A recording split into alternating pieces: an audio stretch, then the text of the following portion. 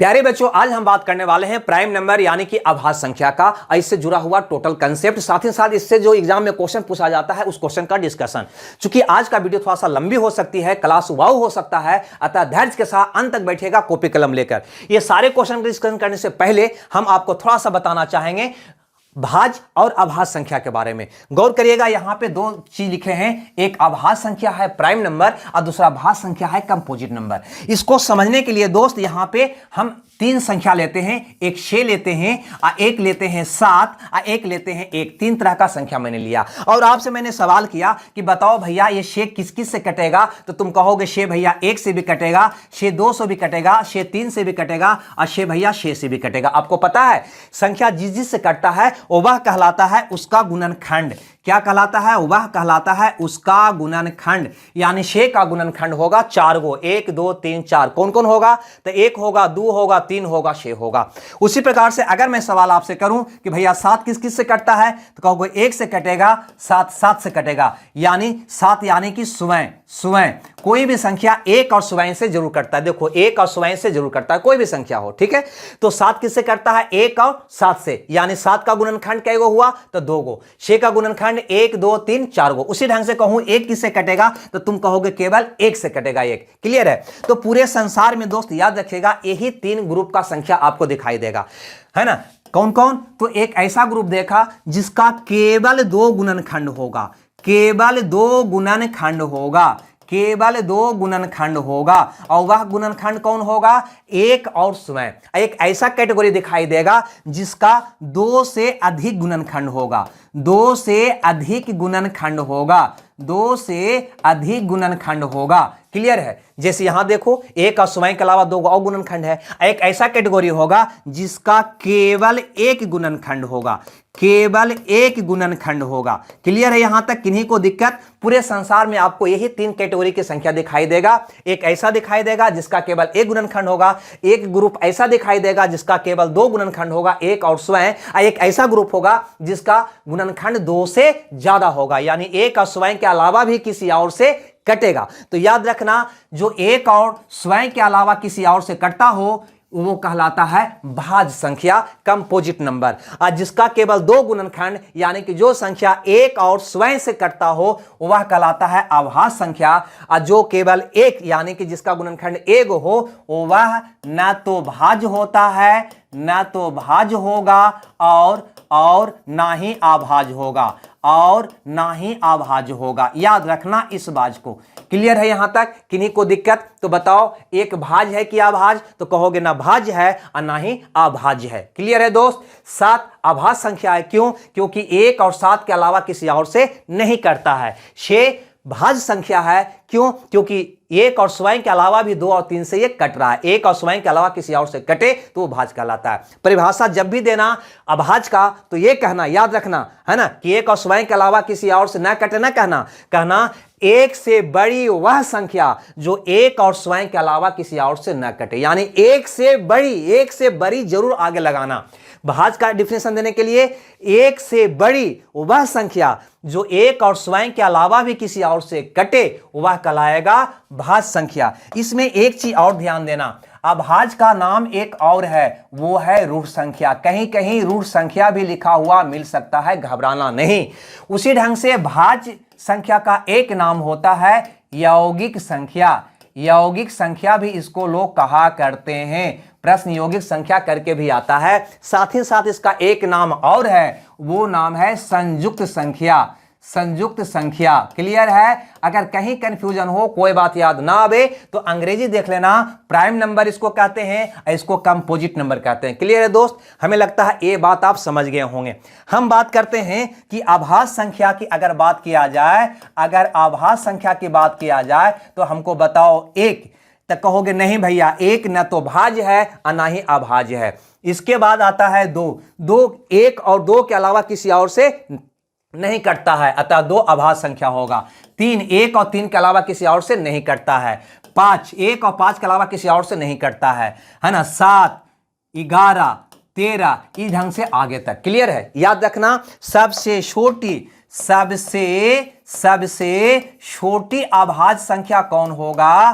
तो आपका उत्तर होगा 2। 2 सबसे छोटी अभाज्य संख्या कौन है? 2 सबसे पहले मिलने वाला अभाज्य संख्या कौन है? 2। और कैसा है? तो कहना ये सम अभाज्य है, याद रखना इकलौता है ये, है ना, सम अभाज्य इकलौता है, यानी पूरे अभाज्य संख्या में केवल 2 ही एक ऐसा संख्या है जो सम भी है और अभाज्य भी है, यानी सम अभाज्य। इसके अलावे बाकी सब विषम अभाज्य होगा। क्या होगा? विषम अभाज्य होगा। ये बात को याद रखना, केवल 2 ही सम अभाज्य है, बाकी 2 के अलावा जितने भी है सब के सब क्या है? विषम अभाज्य है। चलो ये बात समझ में आ गया। सबसे छोटी अभाज्य 2, सबसे छोटी सम अभाज्य 2, सम अभाज्य कहोगे 2। आगे बढ़ते हैं, 1 से 100 के बीच की अभाज्य संख्या पर थोड़ा सा विचार कर लेते हैं, क्योंकि सीधा सीधा इससे क्वेश्चन आपसे पूछा जाता है, आपको समझने के अलावा, रटने के अलावा कोई और चारा नहीं होता है। तो हम समझ चुके हैं सबसे छोटी सम अभाज्य 2, सबसे छोटी अभाज्य 2। अब अगर आपसे मैं सवाल करूं कि भैया हमको बता दो कि 1 से 50 तक कुल अभाज्य कितने हैं? अगर आपसे हम सवाल करूं कि 1 से 50 तक कुल अभाज्य संख्या कितने हैं, तो देखो 2, 3, 5, 7, 11, 13, 17, 19, 23, 29, 31, 37, 41, 43, 47, 47, है ना, यही है 1 से 50 तक। गिनोगे दोस्त, अगर इसको गिनोगे तुम तो टोटल आएगा 15 गो। गिन के देख लो, 1, 2, 3, 4, 5, 6, 7, 8, 9, 10, 11, 12, 13, 14, 15 गो। और अगर 50 से 100 के बीच की बात करें, 53, 59, 50 के बाद और 100 के पहले की बात करें, यानी यहां पे लिख दूं हम आपसे कि 50 से 100 तक, याद रखना सारा कंसेप्ट, तक कुल अभाज्य कितने हैं, तब आपका उत्तर क्या होगा? तो कहना 10 गो। इसको गिन के देख सकता है, 1, 2, 3, 4, 5, 6, 7, 8, 9, 10 गो। क्लियर है? अब अगर आपसे हम सवाल करूं कि भैया हमको बता दो कि 1 से 100 तक कुल अभाज्य कितने हैं, कुल अभाज्य कितने हैं, तो कहना 1 से 50 तक तो 15 गो है। अब 50 से आगे 100 तक बढ़ोगे तो 10 गो और मिल जाएगा, तो 15 और 10 25 गो हो जाएगा। अगर आपसे कहे कि 1 से 200 तक कुल अभाज्य संख्या कितना है, तो भैया आंख मूंद के कह देना 46 को। बिल्कुल एकदम से कंठस्थ याद कर लेना, इससे सीधा सीधा क्वेश्चन आता है। एक बात और, अगर यही क्वेश्चन में घुला के आपसे पूछेगा कि 1 से 50 तक कुल विषम अभाज्य, अगर कहे कि विषम अभाज्य पूछ दे, है ना, 1 से 50 तक कुल विषम अभाज्य, तो भैया 1 से 50 तक टोटल अभाज्य 15 गो है, यहां से लेकर टोटल अभाज्य 15 गो है। अब विषम कहोगे तो 2 उसमें काउंट नहीं होगा, यानी इसको में से 1 घट जाएगा, यानी के गो बचेगा? 1 से 50 तक 14 गो, 1 से 100 तक के गो बचेगा? 24 गो, 1 से 200 तक के बचेगा? 45 गो। ये कम जाएगा, क्यों? क्योंकि विषम अभाज्य नहीं, सम अभाज्य है। ये बात याद रखना, एग्जाम में क्वेश्चन पूछा भी गया है, हम आगे डिस्कशन में बताएंगे भी। यहां तक किन्हीं को दिक्कत नहीं। अब यहां पे अब आगे बढ़ते हैं, थोड़ा सा एक चीज और हम यहां पे जो आपके एग्जाम में पूछा जाता है, वो टर्म होता है जुड़वा सह अभाज्य या जुड़वा अभाज्य।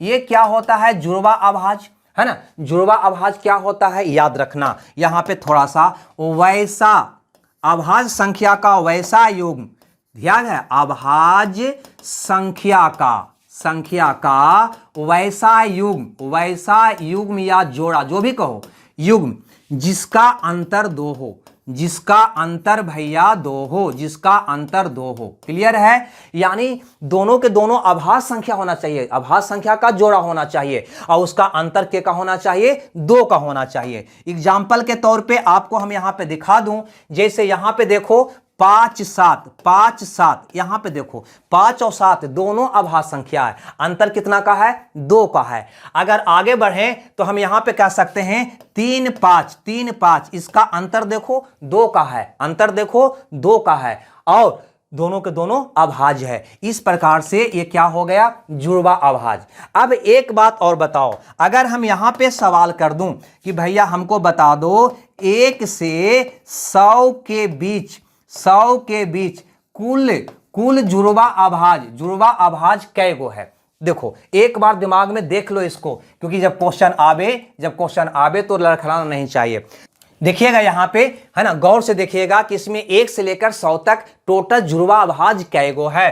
तो कहोगे भैया सबसे पहले तो 3 5 है ना, 2 का अंतर, 5 7 2 का अंतर, 11 13 2 का अंतर, उसके बाद यहां पर देखो एक होगा 17 19 2 का अंतर, उसके बाद देखो 29 31 2 का अंतर, 41 43 2 का अंतर, यहां पर देखो 59 61 2 का अंतर, 71 73 2 का अंतर, यानी टोटल 8 को होगा। गिन लो 1 2 3 4 5 6 7 8, टोटल 1 से लेकर 100 के बीच में जुड़वा अभाज्य कैगो है? 8 गो। यानी कि वैसा अभाज्य संख्या का जोड़ा जिसका अंतर 2 हो, कैगो होगा? तो 8 गो होगा। याद रखना, ये भी क्वेश्चन आपके एग्जाम में पूछा गया है ना। और जब पूछा जाएगा तो गिनना संभव नहीं होगा। इतना ही नहीं, एक बात और यहां पे ध्यान देना, पुनः हम आपको बता रहे हैं, क्योंकि सीधा सीधा क्वेश्चन आता है, उसके लिए कोई चीज आपको सोचने की आवश्यकता नहीं होनी चाहिए।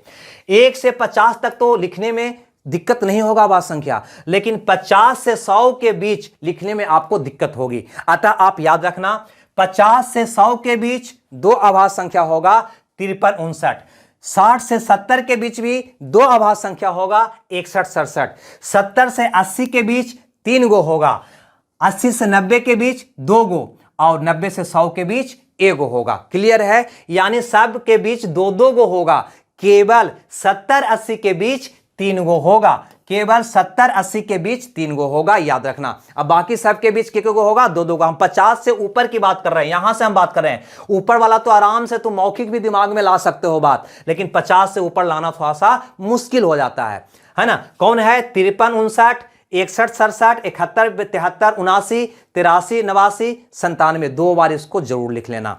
अब आते हैं सीधे हम क्वेश्चन पर। ठीक है भैया, अब यहां पे क्वेश्चन देखो।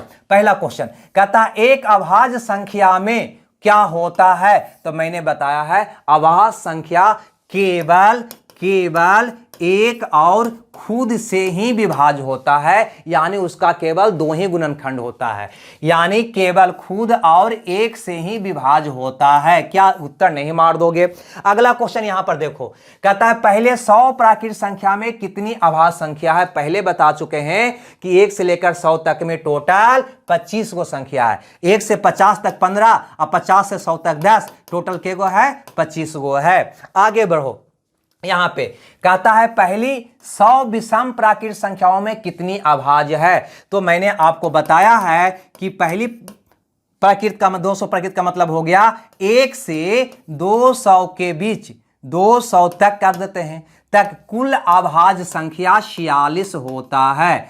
कुल अभाज्य संख्या कितना होता है दोस्त? कहोगे 46, लेकिन सावधान, यहां पे 46 उत्तर नहीं होगा। क्यों नहीं होगा? तो गौर फरमाइए, यहां पे क्या लिखा है? विषम। क्या लिखा है? विषम। यानी 1 से लेकर 200 तक जो बात किए वो कौन कौन था? 2 भी था, 3 भी था, 5 भी था, 7 भी था, डॉट डॉट डॉट टोटल था।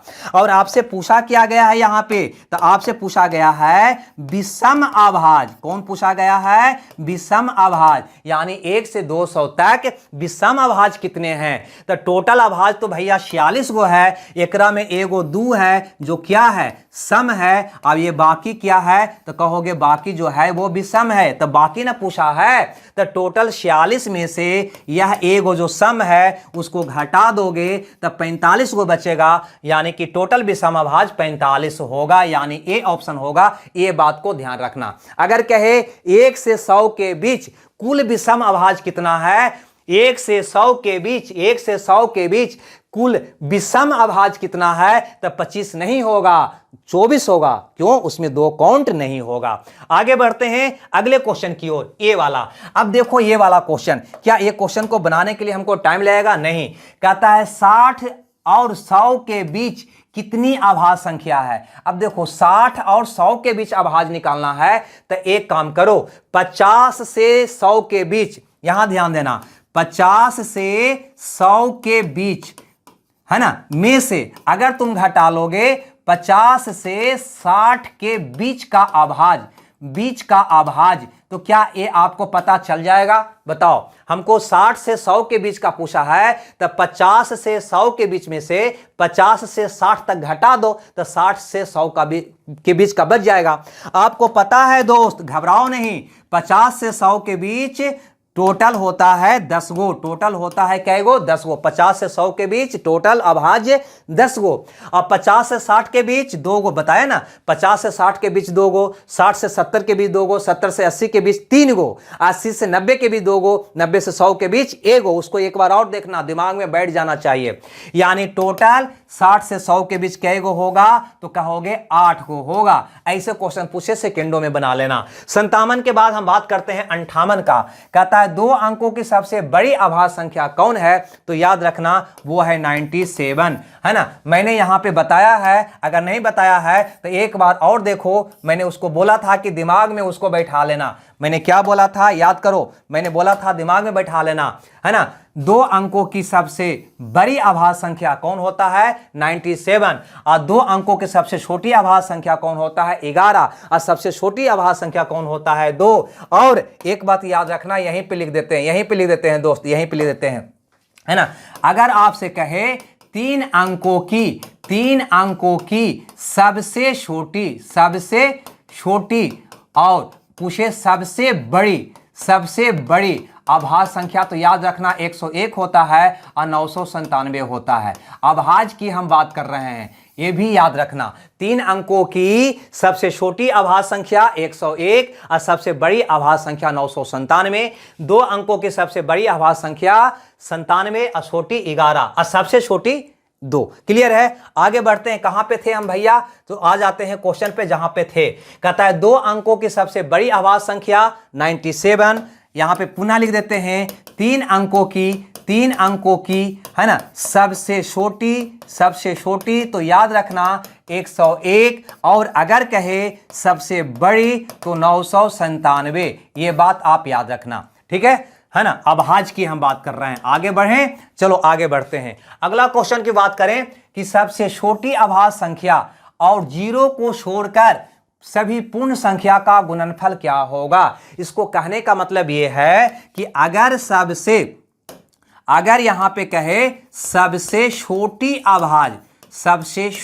अभाज्य संख्या में गुना अगर कोई भी पूर्ण संख्या से कर दो, लेकिन 0 पूर्ण संख्या को नहीं लेना, 0 को छोड़कर कोई भी पूर्ण संख्या से गुना करो, तो रिजल्ट क्या आएगा? हमेशा शून्य आएगा, हमेशा 1 आएगा, हमेशा सम संख्या आएगा, हमेशा विषम संख्या आएगा। याद रखना दोस्त, सबसे छोटी अभाज्य संख्या होता है 2।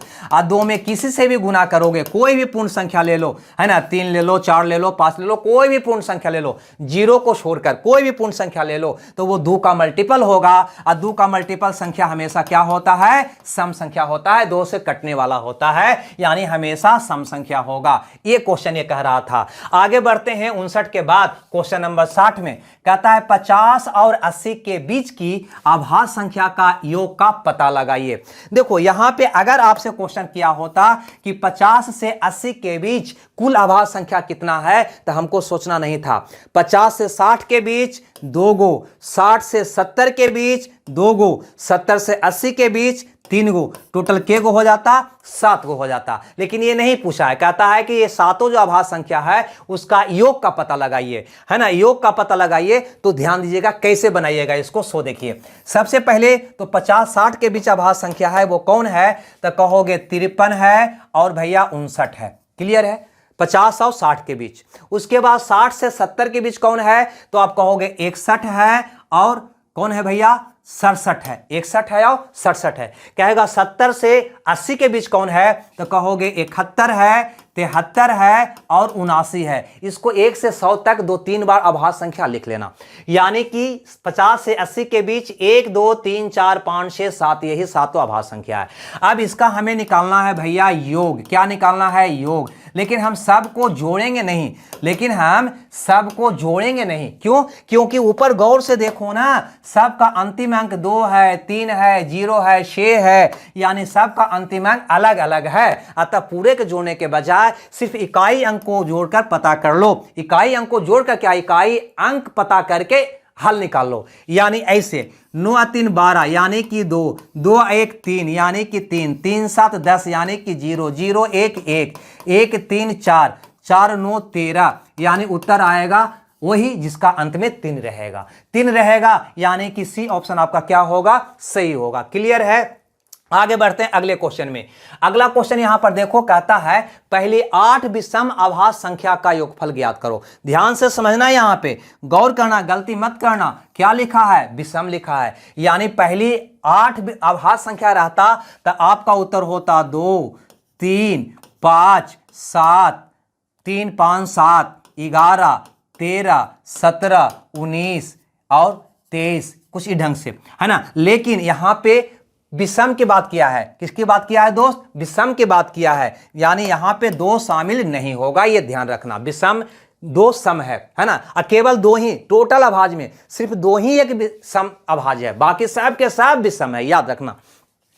तो 1 2 3 4 5 6 7 8 कहता है प्रथम 8 विषम अभाज्य यानी कि ये वाला का योगफल बताओ। योगफल बताओ यानी सबका जोड़ बताना है, सबको जोड़ देना है, सबको क्या करना है, जोड़ देना है। जोड़ दो, लेकिन क्या सबको जोड़ोगे, नहीं, क्योंकि 7 5 9 सॉरी 8 0 सबका इकाई अलग अलग है, तो इसमें भी इकाई अंक जोड़ के पता करना। यानी 5 3 8 7 15, 1 16 और 3 19 यानी कि 9 9 7 16, 915, 5 3 8, ठीक है ना। जैसे जल्दी जल्दी निकाल दो, अंतिम अंक 8 यानी वही योगफल आएगा जिसका अंत में 8 रहेगा। और किसका अंत में 8 है, तो 98 के अंत में 8 है, यानी बी ऑप्शन सही होगा। क्लियर है। तो इकाई अंक से निकाल लेना, आराम से निकल जाएगा। आगे बढ़ते हैं 61 के बाद क्वेश्चन नंबर 62 में। कहता है किन्हीं 4 विषम अभाज्य संख्याओं का योग क्या होगा। तो सबसे पहले तो विषम है ही नहीं, है ना, ये अभाज्य है ही नहीं है, ठीक है ना, बाकी सब है ना। प्रथम 4 की बात किया है, तो इसको ऑप्शन से जोड़ के देख लो ना, है ना। 7 3 10, 10 11 21, 21 10 31 3 34, कितना आएगा, 34, यानी कि डी ऑप्शन आपका क्या होगा, सही होगा। ये तो बहुत इजी क्वेश्चन था। आगे बढ़ते हैं ये वाला में। कहता है निम्न में से कौन सी 1 से 20 तक अभाज्य अंक श्रृंखला है लगातार। तो 1 से 20 तक अभाज्य संख्या जोड़ो। तो सबसे पहले देखो, इसको में 2 नहीं है, 2 होना चाहिए था, तो ये 1 से 20 तक का, है ना, अभाज्य श्रृंखला हो ही नहीं सकता, क्योंकि 2 इसमें नहीं डाला है। इसमें देखो 3 गायब है, यानी ये भी अभाज्य आपका नहीं है ना। ए वाला में देखो 2 3 5 7 11 13 17 19, ये तो है। इसमें देखो 1, चूंकि अभाज्य ना भाज्य कुछ भी नहीं है, 1 है ना, तो ये गलत हो जाएगा। आपका उत्तर कौन सही होगा, सी, कि 1 से 20 तक टोटल अभाज्य का श्रृंखला होगा 2 3 5 7 11 13 17 19। आगे बढ़ते हैं 64 नंबर का क्वेश्चन में। 64 नंबर क्वेश्चन में यहां पर एक टर्म आया है, निम्न में से कौन सा जोड़ा सह अभाज्य है। सह अभाज्य का अंग्रेजी में कहा जाता है को प्राइम। क्या कहा जाता है, को प्राइम। वास्तव में यहां पे ध्यान देना, यहां पे सह अभाज्य आया जरूर है ना, सह अभाज्य आया जरूर है, लेकिन इसका डिफिनेशन है वैसा युग्म, वैसा युग्म, अभाज्य का नहीं, अभाज्य की हम बात नहीं कर रहे हैं, वैसा जोड़ा कोई भी हो सकता है, लेकिन जिसका महसा 1 हो, जिसका महत्तम समवर्तक क्या हो, 1 हो। याद करना, एक आया था जुड़वा सहअभाज्य, तो जुड़वा सहअभाज्य में दोनों अभाज्य संख्या होती थी, अंतर उसका 2 होता था, लेकिन ये आया को प्राइम सहअभाज्य, यानी वैसा युग्म जिसका महसा 1 हो, यानी कि 2 3, महसा निकाल के देखो कितना आ गया, 1। या फिर ऐसा कह सकते हैं 7 12, ये भी एक को प्राइम है। क्यों, क्योंकि इसका महत्तम समवर्तक निकालोगे तो 1 आएगा। भले ही 12 भाज्य संख्या, उससे मतलब नहीं है, भाज्य भी रह सकता है, अभाज्य भी रह सकता है, उससे मतलब नहीं है। मतलब है कि इसका महत्तम 1 होना चाहिए। क्लियर है। तो देख लो कौन किसका महत्तम 1 आ रहा है, किसका महसा 1 आ रहा है।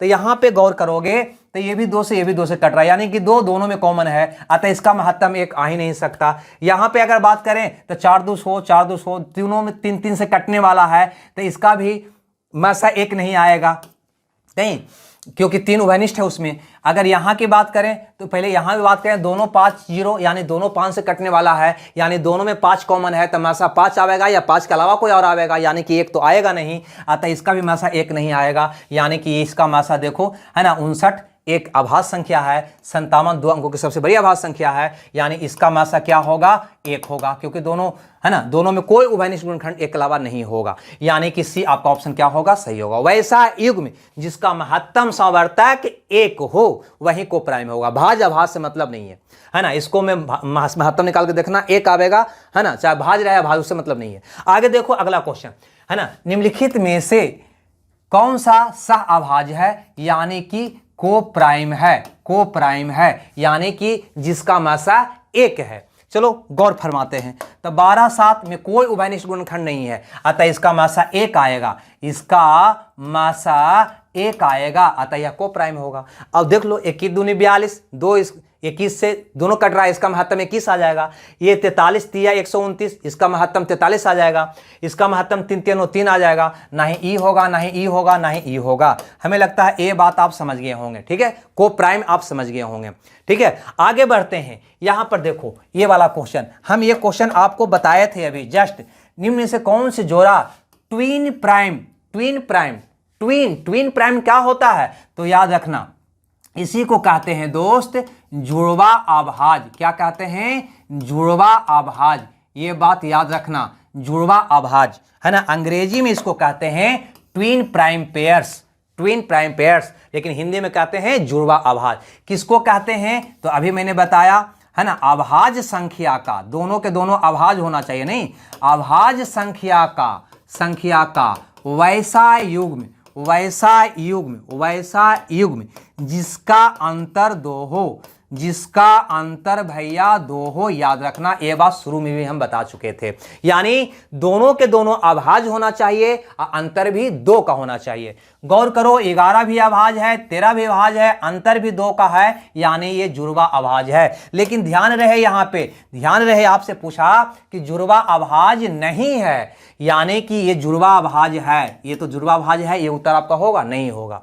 यहां देखो 71 और 73, ये दोनों के दोनों अभाज्य है और दोनों का अंतर भी 2 है, यानी यह भी जुड़वा अभाज्य है। आगे बढ़ो, यहां पर देखो, अगर इसकी बात करोगे तो यहां पे गौर करना, ए वाला जो है ना 7 से हमको लगता है कि कट रहा है, 1 कम 7 9 7 63, 7 से कट रहा है, यानी ये तो अभाज्य है, ये अभाज्य नहीं है, ये अभाज्य नहीं है, नहीं है। मैंने क्या कहा, दोनों के दोनों अभाज्य होना चाहिए, तो ये अभाज्य नहीं है, यानी हम कह सकेंगे कि ये जुड़वा अभाज्य नहीं है।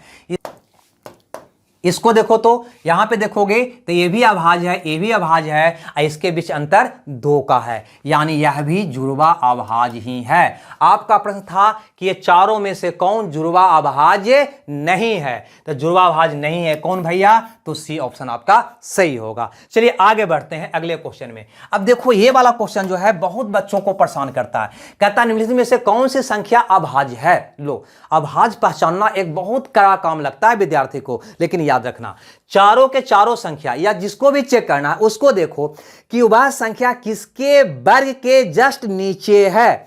यहां पे चारों की अगर हम बात करें तो हम कह सकते हैं भैया कि 17 का वर्ग होता है 289 और सब के सब 289 से कम है, और 16 का वर्ग होता है 256, सब के सब 256 से ज्यादा है ना। सब के सब मतलब ये नहीं अलग बात है, लेकिन हमको ये देखना है यहाँ पे कि ये जो संख्या जिसको हम चेक कर रहे हैं वह संख्या किसके वर्ग के जस्ट कम है, नीचे है, तो हम कहेंगे 289 से सब के सब नीचे है। और ये जब पता चल जाए ना तो बस 17 से कम जितने भी अभाज्य संख्या है उससे इसको चेक करके देख लो, अगर वो कटता है तो भाज्य होगा, नहीं कटता है तो अभाज्य होगा। यानी 17 से कम अभाज्य कौन होगा, 2 होगा, 3 होगा, 5 होगा, 7 होगा, है ना, 9 नहीं, 11 होगा, 13 होगा, 17 से कम अभाज्य ये होगा। क्लियर है। अब इससे तुम चेक कर लो, जो कटेगा वो भाज्य होगा, ना कटेगा जो अभाज्य होगा, बस इतना ही है। देखो चेक करना भी आसान है, विभाज्यता का नियम लगा दो, चेक हो जाएगा। अगर इसकी बात करें 2 से नहीं कटेगा, 3 से बात करें 9 2 11, 3 से नहीं, 5 से नहीं, 7 से देखो तो 7 या 21 से, 7 से भी नहीं कटेगा, 11 से तो 3 2 5 नहीं, 13 2 13 से नहीं, यानी किसी से नहीं कट रहा है, यानी कि यह संख्या क्या है, आपका अभाज्य है। क्लियर है। ये सभी में से किसी से नहीं कट रहा है, अतः ये क्या होगा, अभाज्य होगा। अच्छा, इसको भी चेक करके बता दूं, लो भैया उसको भी चेक करके हम बता देते हैं। यहां पे गौर करो, 4 3 7 2 9, ये वाला संख्या देखो 3 से कट गया, क्लियर है। इसको चेक करो तो ये कहोगे भैया 7 2 9 3 12, यानी ये भी संख्या 3 से कट रहा है, यानी ये भी भाज्य होगा, भाज्य नहीं होगा। इसकी अगर बात करें भैया तो देखो 3 2 5, 5 में से 5 किया 0, यानी यह संख्या 11 से विभाज्य है, अतः ये भी आपका अभाज्य नहीं होगा, भाज्य होगा, क्लियर। चलो भैया, अगर कोई दिक्कत रह गया होगा तो अगला क्वेश्चन में इसको समझने का हम प्रयास करते हैं। कहता है निम्न में से कौन एक अविभाज्य संख्या है, यानी आपसे कहता है ना कि अभाज्य संख्या है, क्लियर है। तो चारों के चारों में बड़ा 181 है, सब आसपास है, इसीलिए एवरेजिंग लेके हम चेक कर रहे हैं, समझ रहे हैं बात को। चारों के चारों 81 181 या 14 का वर्ग 196 होता है, ध्यान रखना 14 का वर्ग 196 होता है, 196 से सब कम है, से क्या है भैया, सब कम है। अतः आपको चेक किससे करना होगा, तो 14 से छोटी अभाज्य संख्या जो होता है 3 2 3 5 7 है ना, 11 और 13। अब इससे चेक कर लो, ऐसा नहीं है। अब देखो एक चीज और आपको बता दूं, हम ये एवरेजिंग चारों आसपास का था तब ले लिए, लेकिन अगर 121 को हमको चेक करना होता तो जानते हैं 13 169 ज्यादा हो जाता है, नहीं, इसको से चेक करने की हमको आवश्यकता नहीं था, है ना, 11 तक ही चेक करने की आवश्यकता था, ये बात को ध्यान रखना। खैर आगे और भी है, हम समझा देंगे यहाँ पे। चलो चेक करते हैं। तो ये संख्या देखने से पता चल रहा है ये 11 से विभाज्य है, अतः ये आपका अभाज्य हो नहीं सकता। अगर इसकी हम बात करें 141 की बात करें तो देखो ये संख्या 2 से नहीं कट रहा है, 4 1 5 1 100, लेकिन 3 से भैया ये कट रहा है, तो ये भी आपका अभाज्य संख्या नहीं हो सकता। अगर इसकी बात करें तो कहेंगे 2 से नहीं कट रहा है, 8 1 9 1 10, 3 से नहीं कट रहा है, 5 से नहीं कट रहा है, 7 2 14, 7 से नहीं कट रहा है, 11 से नहीं कट रहा है, 13 एकम 13, 13 से नहीं कट रहा है, यानी किसी से नहीं कट रहा है, यानी कि यही संख्या हमारा क्या है, अभाज्य संख्या है। अगर इसकी बात करें तो यहां पर देखो, यहां पे 2 से नहीं कट रहा है, 7 1 8 है ना, 3 से नहीं कट रहा है, 5 से नहीं कट रहा है, 7 2 14, लेकिन ये 7 से कट रहा है भैया, है ना, अतः ये अभाज्य संख्या नहीं होगा। चलो भैया अगला क्वेश्चन को भी हम देख लेते हैं, 69 नंबर का। कहता है निम्न संख्याओं में से संयुक्त संख्या कौन सी नहीं है। संयुक्त कहते हैं भाज्य संख्या को, बताया था ना, कंपोजिट नंबर को, यानी कि कटने वाला नहीं है, कटने वाला नहीं है, यानी कि न कटने वाला, यानी कौन संख्या है, अभाज्य है। निम्न में से कौन संख्या अभाज्य है। अब यहां पे गौर करो, 200 के आसपास की संख्या, तब 15 का वर्ग 225 होता है, याद रखना 15 का वर्ग 225 होता है, और सब 225 से कम है, यानी हमको चेक करना है 15 से कम अभाज्य, यानी 2 से 3 से 5 से 7 से 11 से और 13 से, क्लियर है। अब यहां पे देखो, पहला को 209 है ना, 2 से नहीं कट रहा है, 3 से 9 2 11 नहीं कट रहा है ना, लेकिन 11 से देखो 9 2 11 में से 0 गया 11, यानी ये संख्या 11 से कट रहा है दोस्त, अतः यह अभाज्य नहीं हो सकता। इसकी बात करते हैं तो ये 2 से नहीं कट रहा है, 3 2 5, 3 से नहीं, 5 से नहीं, 7 2 14 और 9 7 63, यानी 7 से ये संख्या कट रहा है, अतः अभाज्य नहीं होगा। इसकी बात करें तो ये भी संख्या देखो 7 से भैया कट रहा है, 7 2 14 और 7 21, ये भी आपका अभाज्य नहीं होगा। तो अभाज्य कौन होगा, ये वाला होगा। क्या चेक कर दें, देखो अब यहां पे गौर करना, हमको अगर केवल 109 को चेक करना होता ना तो इतना से हम चेक नहीं करते। 109 11 के वर्ग, यहां पे ध्यान देना, 11 का वर्ग होता है 121, 121 से क्या है, ये कम है। तो अगर इसको केवल चेक करना होता ना तो 11 से कम, 11 से कम, यानी कि 2 से 3 से 5 से 7 से, इतना ही से हमको चेक करते हम इसको, है ना, 11 13 से चेक करने की हमको आवश्यकता नहीं था, इतना ही से चेक करने पे पता चल जाता कि वह अभाज्य है कि नहीं। तो देखो 2 से नहीं कट रहा है, 3 से नहीं कट रहा है, 5 से नहीं कट रहा है, 7 से देखो तो 7 से नहीं कट रहा, यानी ये क्या है, अभाज्य है। हमको 11 से और 13 से इसको चेक करने की आवश्यकता नहीं था, हम तो इकट्ठे भाव में चारों ऑप्शन के ख्याल से ये संख्या ले लेते हैं। आगे बढ़ते हैं अगला क्वेश्चन में, ये वाला कहता है निम्न में से कौन सी संख्या भाज्य है, यानी कि कटने वाला है, यही ना हुआ इसका मतलब, कटने वाला है, कटने वाला है। तो कटने वाला का बात में तो हमको देखते के साथ दिखाई दे रहा है 729, क्योंकि 9 का घन है ना, 9 9 नमा 81, 81 नमा 7, 9 का घन होता है, यानी विभाज्य है, यानी कटने वाला है। तो इसको में ज्यादा दिमाग लगाने की आवश्यकता नहीं था, चाहो तो उस मेथड से भी इसको चेक कर सकता था। आगे बढ़ते हैं, एक क्वेश्चन को देखते हैं, इनमें से कौन एक विषम भाज्य है, यानी वैसा भाज्य, वैसा भाज्य जो विषम हो, कटने वाला हो भी और विषम भी हो। तो भैया ये तो कटने वाला है ही नहीं, भाज्य है ही नहीं, ये भी कटने वाला नहीं है है ना। ये तो कटने वाला है लेकिन कैसा है, सम है, तो ये भी नहीं होगा। ये कटने वाला भी है अब भी सम भी है, तो आपका उत्तर कौन होगा, डी होगा। आगे बढ़ते हैं अगला क्वेश्चन में। कहता है 84 में कुल कितने अभाज्य गुणनखंड है। लो भैया, गुणनखंड का तो बात हम किए थे, आपको याद होगा तो ठीक है, नहीं तो हम तरीका से बताएंगे, ज्यादा थ्योरी नहीं दे पाएंगे। अब हम 42 दूनी, फिर अभाज्य से इसको गुणनखंड करो, फिर 3 से 7 21। अब यहां पे इसको तुम लिख सकते हो 2 गुना 3 गुना 7 लिख सकते हो ना, सॉरी गलती लिखा गया है ना। क्या लिख सकते हो, 2 गुना 2 गुना 3 गुना 7, यानी number of prime factors, number of prime factors, यानी आपसे पूछ रहा है अभाज्य गुणनखंडों की संख्या, अभाज्य गुणनखंड कितने हैं। तो बस इसको गिन के भैया बता दो, 1 2 3 4, टोटल कै गो है, 4 गो है। क्लियर है यहां तक, कोई दिक्कत, ठीक है, कोई दिक्कत। अब देखो यही क्वेश्चन को ऐसे भी आपसे पूछता है, ऐसे भी आपसे पूछता है पावर के रूप में, तो टेंशन मत लेना। यहां पे कहा कि 8 के पावर 10 गुना 9 के पावर 7 गुना 7 के पावर 8 के गुणनफल में कुल अभाज्य गुणनखंड कितने हैं, यानी कि प्राइम फैक्टर्स की संख्या क्या है, अभाज्य गुणनखंड की संख्या क्या है। तो सबसे पहले इसको अभाज्य में कन्वर्ट कर लेना। देखो कैसे अभाज्य में कन्वर्ट करोगे, हम बताते हैं आपको।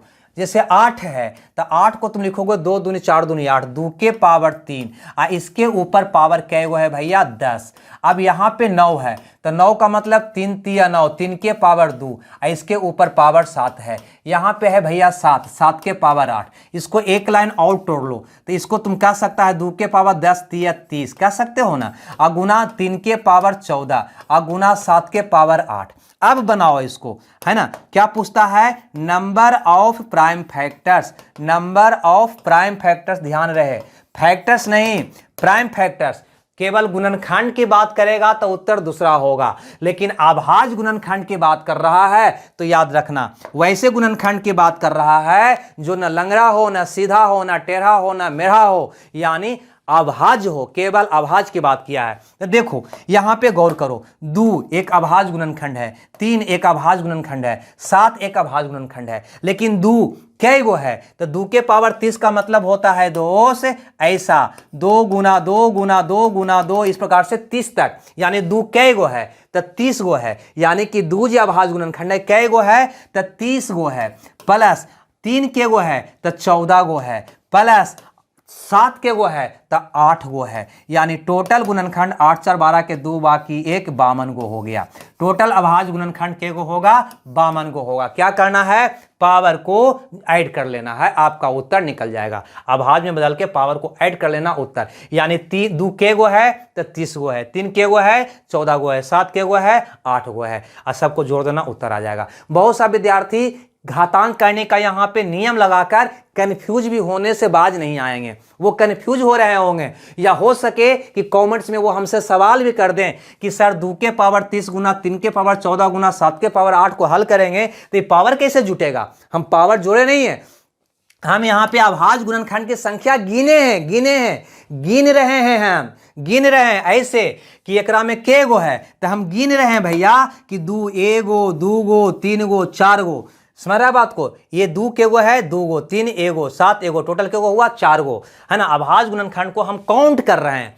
खैर अगला क्वेश्चन 74 नंबर का यहां पे देखते हैं। अगर इसकी बात करें तो कहता है इतना के गुणनफल में कुल अभाज्य गुणनखंड बताओ, है ना। इसको केयर करना, अभाज्य यहां पे लगा दिया है ना, गुणनखंड। तो कैसे बताओगे, तो पहले 16 को तोड़ो, 2 दूनी 4 दूनी 8 दूनी 16, 2 के पावर 4, 2 के पावर 4 और ऊपर पावर कितना है दोस्त 7, गुना 27 को तोड़ो, 3 तिया 9 तिया 27, इसका पावर कितना है 6 है, और गुना 5 के पावर कितना है 9 है। एक लाइन और बढ़ जाओ तो 2 के पावर 7 28 हो जाएगा, ये हो जाएगा 3 के पावर 18, और ये हो जाएगा 5 के पावर 9। अब उत्तर दे देना उसको कि number of prime factors, number of prime factors, यानी अभाज्य गुणनखंडों की संख्या कै गो है, तो 2 28 गो है, ठीक है, और 3 18 गो है, और 5 के वो है निकला 9 वो निकला। इसको जोड़ दो तो कहोगे 9 8 8 16 9 25 के 5 बाकी 2 2 4 1 5, यानी 55 गो होगा, यानी आपका उत्तर सी होगा। क्लियर है, हमें लगता है ये बात आपको समझ में आ गया होगा। मैंने कोशिश किया कि प्राइम नंबर का A to Z बात करें। एक बात और यहां पे ध्यान देना, एक बात और यहां पे ध्यान देना, अगर आपको पीडीएफ चाहिए ना, अगर पीडीएफ चाहिए तो टेलीग्राम का लिंक हम डिस्क्रिप्शन में लगा दिए हैं, उसको ज्वाइन कर लीजिएगा, वहां पे सब पीडीएफ हम दे देंगे। और अगर वीडियो बढ़िया लगता है तो लाइक शेयर करना मत भूलिएगा। ये जो सीरीज हम नंबर सिस्टम का चला रहे हैं रेलवे ग्रुप डी के लिए, आप शुरू से अंत तक लगातार देखिएगा और कॉपी में नोट्स बनाइएगा, बहुत फायदा करेगा। सिर्फ रेलवे ग्रुप डी के लिए नहीं, अन्य कंपनी एग्जाम जैसे बिहार सचिवालय सहायक का अगर दे रहे हैं तो उसमें भी 100% ही फायदा करेगा, यही क्वेश्चन उसमें भी रहेगा। ठीक है दोस्तों, यहीं पे हम क्लास को समाप्त करते हैं, क्योंकि क्लास लंबी हो गई है। हमें दीजिए विदा, मिलते हैं कल, जब तक खुश रहिए, मगर रहिए। Okay, bye bye.